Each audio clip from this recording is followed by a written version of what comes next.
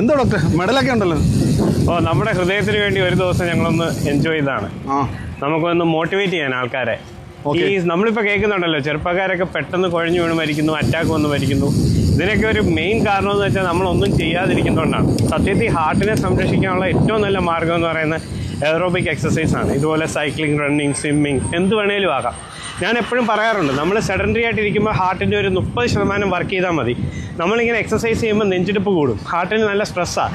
അന്നേരം അവർ മനസ്സിലാക്കും ബ്ലഡ് കുറവാണെങ്കിൽ, രക്തോട്ടം കുറവാണ്, രക്തക്കുഴലിൻ്റെ അസുഖം ഉണ്ടെന്ന് മനസ്സിലാക്കി കഴിഞ്ഞാൽ ഹാർട്ട് തന്നെ അതിൻ്റെ പ്രതിവിധി ചെയ്യും.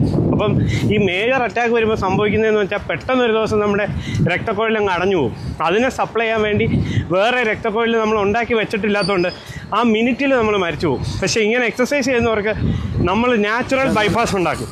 ആ നാച്ചുറൽ ബൈപ്പാസ് ഉണ്ടാക്കി കഴിഞ്ഞാൽ അത് തന്നെ നമുക്ക് ഒരു ഡോക്ടർ ചെയ്യുന്ന ബൈപ്പാസ് പോലെ ആക്ട് ചെയ്യും.